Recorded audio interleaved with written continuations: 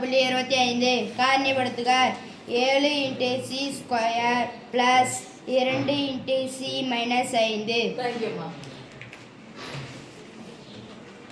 இங்க மாறி என்ன கொடுத்துருக்காங்க பாருப்பா, இத பார்த்தோன்னே உங்களுக்கு தோண வேண்டியது இருபடி கோவையை எந்த வகுத்தல் முறையில தீர்க்கணும்? த்ரீ வகுத்தல் முறையில் தீர்க்க வேண்டும் என்றால் என்ன ஸ்டெப்?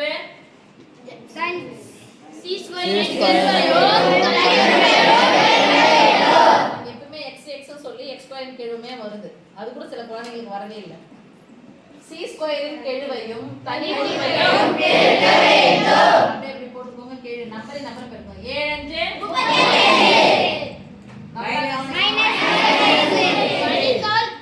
என்ன பண்ணோம்? அண்டர்லைன் கழிச்சா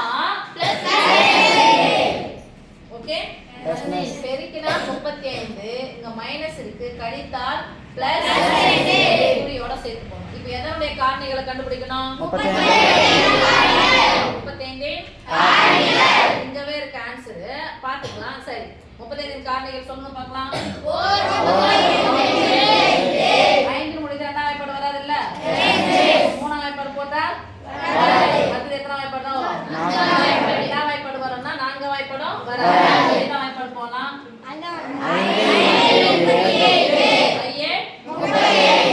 என்ன பண்ணணும்? கழிக்கணும். 35ல 1 போயிடுச்சுன்னா 34 அங்க இருக்குது. 7 5 போச்சுன்னா 2 இருக்கா?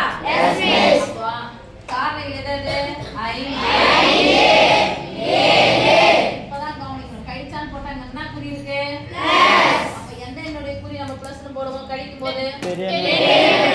பெரிய அண்ணி யாரு இருக்காங்க?